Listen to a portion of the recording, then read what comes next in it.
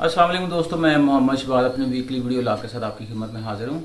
मेरी आप दोस्तों से दरख्वास्त है कि जिन दोस्तों ने अभी तक मेरे चैनल को सब्सक्राइब नहीं किया, प्लीज़ सब्सक्राइब करें, लाइक करें, दोस्तों में शेयर करें।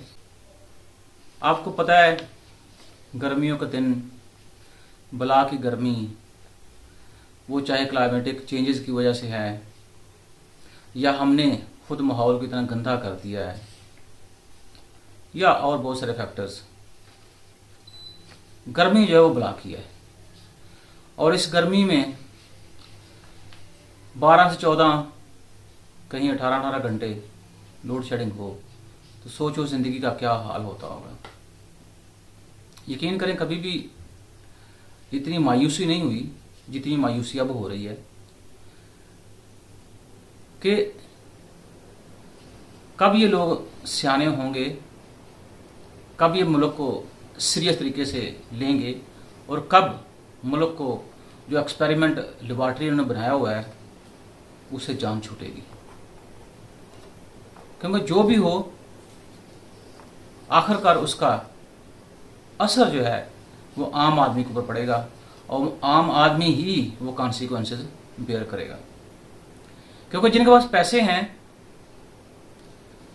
वो पेट्रोल भी खरीद सकते हैं, वो अपने घरों के ऊपर सोलर पैनल भी लगा सकते हैं, वो और भी सोर्सेज ढूंढ सकते हैं कैसे उन्होंने अपने घर की रोशनी को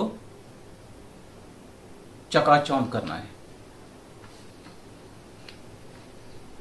नहीं परवाह तो मेरे ख्याल में जो गरीब आदमी है, वो भी आजकल हमने उसकी डेफिनेशन बनाई हुई है कि जिसकी इनकम 40,000 है वो गरीब है और जिसकी इनकम 50,000 100 है वो अमीर है। देखो ना कितनी मजायका खेज बातें हैं, लेकिन चीज़ें चल रही हैं और हम अपने आप को जस्टिफाई करके मुतमिन बैठे हुए हैं। वो एक अलग बात है। ठीक है, 1.5 से 2 साल हमारी हुकूमत है, लेकिन हमारे पास रोड मैप कोई नहीं है कि हमने कैसे चीज़ों को लेके आगे चलना है। पिछले भी ऐसे ही थे, वो भी इसी तरह कह रहे थे जी बस अभी अभी मुल्क पटरी पर चढ़ा, अभी अभी बस देख के बस पटरी के ऊपर चढ़ गया। वो चढ़ते चढ़ते जनाब वाला पता चला कि मुल्क तो पटरी से कहीं पीछे चला गया है। हाँ, हम ये ज़रूर कहते हैं कि हमने रशिया को खत लिखा था तेल खरीदने के लिए।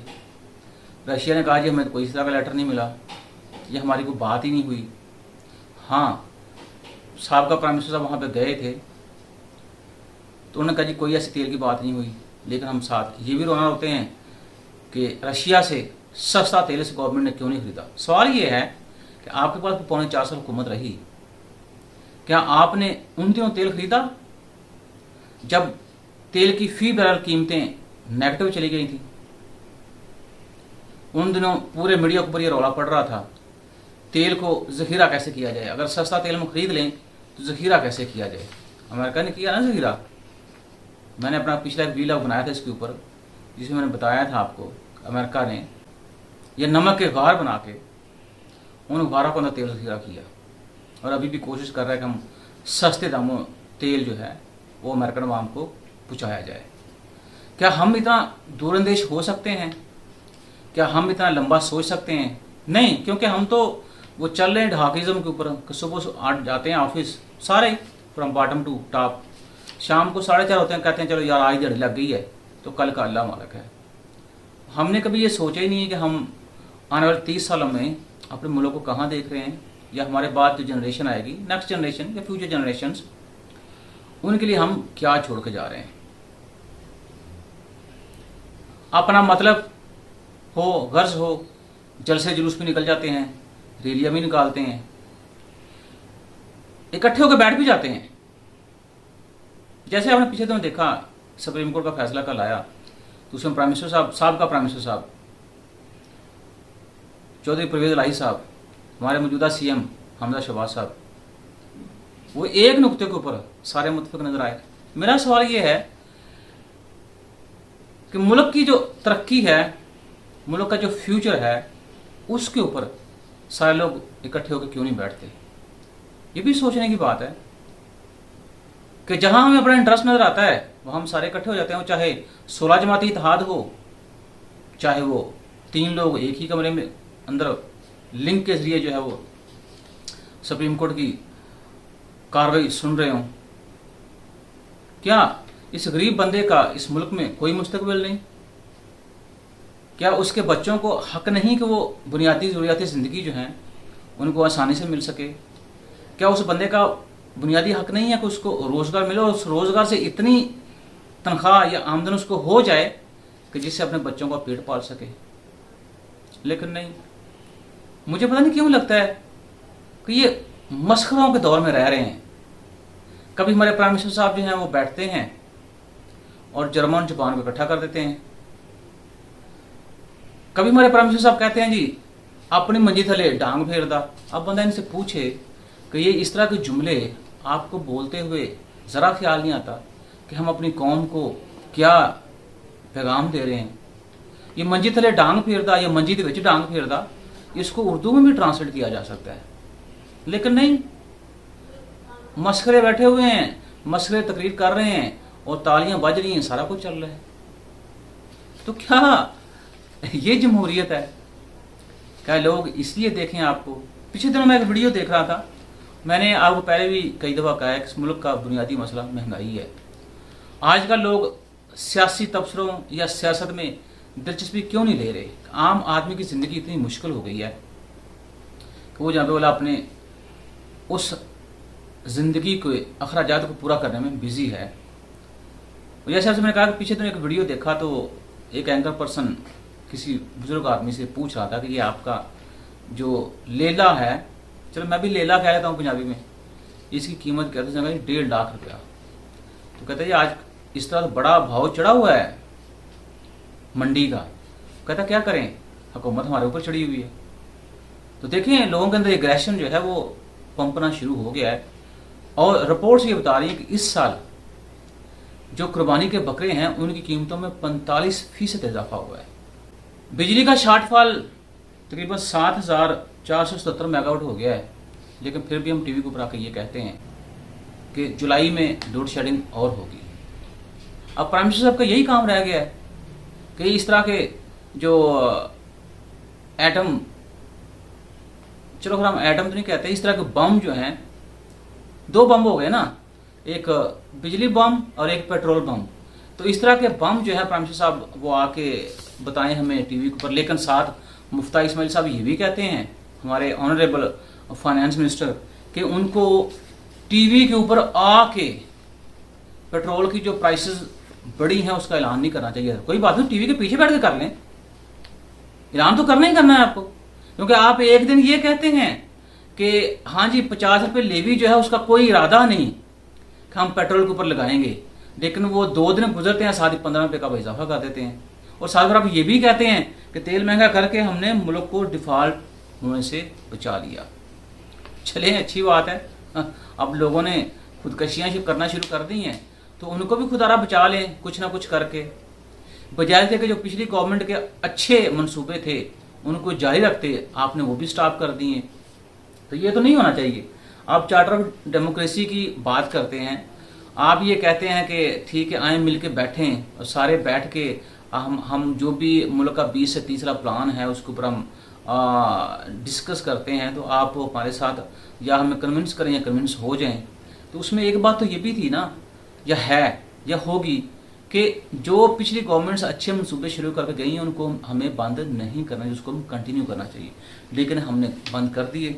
और ये बात भी ठीक है कि बंदे को थोड़ा सा अपने पर तवज्जो कर लेनी चाहिए कि अगर आप 3-3 घड़ियाँ जो हैं वो 15-15 करोड़ में बेचते हैं जिनकी कीमत कहीं ज़्यादा थी, और उसके बाद आप करप्शन के ऊपर लेक्चर दें, तो मेरा ख्याल है कि जवाब नहीं बनता बात करने का। फिर आपको जैसे शहबाज शरीफ ने कहा है जी अपने गिरेबान में देखें, तो फिर मेरे ख्याल में बात करनी चाहिए। तो चलें जी, पेट्रोलियम मसनूआत के ऊपर जो हम बात कर रहे थे, लोग चीख भी रहे हैं कि पेट्रोल बहुत महंगा होगा, लेकिन उसके बावजूद जनाबे वाला 2022 के अंदर अभी तक जो पेट्रोलियम की फरोख्त है उसमें 16% इजाफा हुआ है। लेकिन पिछले एक हफ्ते में देख रहा था, पढ़ रहा था कहीं कि जो पेट्रोलियम की डिमांड उसमें 25% कमी हो गई है। अब पता नहीं वो पहले वाली खबर गलत थी या आज वाली खबर गलत है। और ये मैं अक्सर आपसे कहता हूँ कि आप अगर तवज्जो से अखबार पढ़ रहे होते हैं तो आपको पता चल जाता है कौन सी खबर जी तो उसमें फेक है या कौन सी खबर वो नहीं है, ओरिजिनल है। आप पेट्रोल पंप्स पे जाएं तो वो बताते हैं कि सेल जो है पहले से कम हो गई है, तो सेल कम होने का मतलब यही है मेरे ख्याल में कि पेट्रोलियम की डिमांड में कमी आ गई है। लेकिन ये खबर जो मैं पढ़ रहा हूँ ये आज की है एक्सप्रेस के ऊपर, पेट्रोलियम की फ़रोख्त में 2022 के अंदर 16% इजाफा हुआ है। बात ठीक है, क्योंकि अभी तो जो पेट्रोलियम की कीमतों में इजाफा हुआ है, रैपिड इजाफा हुआ, तो पीछे शायद 2 हफ्तों में हुआ है ना। तो जब हम 2022 की बात करें तो पीछे मेरे ख्याल में 6 माह की बात हो रही है। हाँ, ये भी बात ठीक है कि अभी गवर्नमेंट मान रही है कि महंगाई जो है तकरीबन उसने पिछला 13 साल रिकॉर्ड तोड़ दिया है, और अब जो महंगाई है वो 21% हो गई है। मैं पहले भी आपसे कहता था कि अब जो गवर्नमेंट ने मान लिया है कि महंगाई 21% है, लेकिन अनऑफिशियल जो सोर्सेज हैं वो ये बता रहे हैं कि महंगाई 30% से भी ऊपर चली गई है। तो इसको हम आम अगर मेरे एस्टिमेट्स की बात करें तो मैं ये कहता हूँ कि अभी महंगाई जो 25 से 30% के दरमियान है। अब जो तज्जियाकार हैं वो, जैसे मैं भी ये कहता हूँ अभी भी, कि हालात अगर हमने बड़े कॉम्प्रिहेंसिवली तरीके से चीज़ों को हैंडल करने की कोशिश की तो शॉर्ट टर्म के अंदर अगर 3-4 महीने जो हमारे हैं वो शायद हम इसी सिचुएशन के रहेंगे, उसके बाद आगे चीज़ें ठीक होना शुरू होंगी। लेकिन लॉन्ग रन में अगर हम वही कॉम्प्रिहेंसिव प्लान लेके चलते हैं, इकोनॉमिक प्लान जो रोड मैप की बात कर रहा हूँ, तो फिर 3 से 4 साल लगेंगे हमें इस पूरी सिचुएशन से बाहर आते हुए। अब देखें कब तक ये लेके चलते हैं, लेकिन क्या लेके चलेंगे। हमारा हाल ये है कि एक बंदा कराची से 75 साल आदमी वो ख़त लिखता है मुख्तलिफ इदारों को कि आपने जो 100 रुपये का नोट है उसके ऊपर जो जनाब वाला कायदम की नाम लिखा हुआ है, एक तो नाम के अंदर गलती है, और दूसरा जो रेजिडेंसी कायदम रहमतुल्लाह अलैह की थी कोयटा के अंदर उसको बलूचिस्तान लिखना था, उस गलती को दुरुस्त करने के लिए 75 साल शख्स मोहम्मद मोहसन साहब ने तकरीबन कह रहे हैं कि मैंने पिछले 10 साल से मैं ख़त लिख रहा हूँ हर बंदे को जो मुतलका है। ज़ाहिर सी बात है स्टेट बैंक ऑफ पाकिस्तान की बात हो रही है, लेकिन किसी ने अभी तक जवाब नहीं दिया। हाँ, अभी जो कहते हैं जब मैंने फाकी मौसब को ख़त लिखा तो फिर उन्होंने एक्शन लिया है और उन्होंने स्टेट बैंक ऑफ पाकिस्तान को हदायत दी है कि ये गलती आपकी ठीक होनी चाहिए। देखें हमारा ये हाल है कि छोटी छोटी चीज़ें हैं उसके ऊपर, लेकिन फिर हम साथ ये भी कहते हैं कि जो हमारे गवर्नर हैं उनको 25-26 लाख तनख्वाह भी देते हैं, वो पाकिस्तानी बच्चा है, पाकिस्तान की खिदमत करना चाहता है, और ये देखें ये छोटी छोटी मिस्टेक जो हैं इनको ठीक करने के इनके पास टाइम नहीं है। आगे तरक्की की बातें तो बड़ी दूर की हैं, लेकिन हम ये ज़रूर कहते हैं कि पाकिस्तान बिल्कुल ट्रैक के ऊपर आ गया है। अब पता नहीं या तो ट्रैक हमें नज़र ही नहीं आ रहा या फिर ट्रैक कहीं आपको नज़र आ रहा है, तो मेरे भाई मुझे बता दीजिएगा। हाँ, ये जो मैं पिछले दिन पढ़ के हैरान हो रहा था कि जो बिजनेस क्लास में बंदा सफ़र करेगा उसके ऊपर 50,000 टैक्स है। वो कहीं टैक्स मेरे ख्याल में वो एयरपोर्ट के ऊपर जो है वो हुकाम ने वसूल करना शुरू कर दिया था, तो जिसके ऊपर वो शिकायत हुई है। सवाल ये कि अगर आप टैक्स वसूली की बात करें तो वहाँ पे जो एयरपोर्ट के ऊपर अमला है एक्साइज का, वो टैक्स क्यों इकट्ठा कर रहा है भाई? आप जब टिकट इशू करते हैं किसी बंदे को तो आपको पता ही है इकोनॉमी क्लास की टिकट होती है, बिजनेस क्लास की टिकट होती है, तो टैक्स को तो वहीं मेरे ख्याल में काट लेना चाहिए। तो कल प्राइम मिनिस्टर साहब ने बड़ा इसके ऊपर शोर डाला कि ये ज्यादती हो रही है लोगों के साथ, तो इसलिए इसको फिल फॉर जो है ये ड्यूटी इसको मुअत्तल करें, और ज़ाहिर सी बात इसको टैक्स का ये जो 50,000 का टैक्स था बिजनेस क्लास के ऊपर, इसको मैं हमारा टिकट जब आप इशू करेंगे वहाँ आपको देना पड़ेगा। जैसे हमारे साहब प्राइम मिनिस्टर साहब ने ये कहा कि पिछले साल हमने 6% ग्रोथ दी है। सवाल ये नहीं है कि 6% ग्रोथ दी आपने, सवाल ये है कि उस 6% का ग्राउंड रियलिटीज़ के साथ क्या ताल्लुक है। क्या उस 6% ग्रोथ के साथ लोगों के रोजगार में इजाफा हुआ, लोगों की रियल इनकम बढ़ी? क्या मुल्क की रियल इनकम बढ़ रही? नहीं। ये तो वो बात हो गई, गंदम की शॉर्टेज थी, उस शॉर्टेज की वजह से क्या हुआ, मंडी के अंदर उसकी कीमत बढ़ गई। तो आपने क्या किया कि जो पिछले साल मंडी की कीमत थी और आज जो मंडी के अंदर उस गंदम की कीमत थी उसका डिफरेंस निकाल ग्रोथ निकाले अपने को वाजिब देखे, जो एग्रीकल्चर सेक्टर है उसमें ग्रोथ हो गई है। ग्रोथ नहीं हुई, उसमें नॉमिनल ग्रोथ हुई है।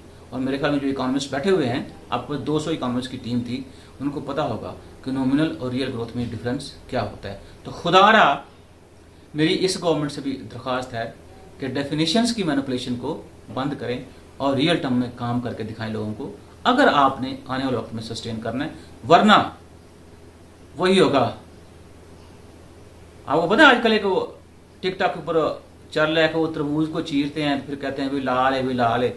अब इन बेवकूफ़ों को बंदा ये पूछे तरबूज तो लाल ही होता है। खुदा हाफ़िज़।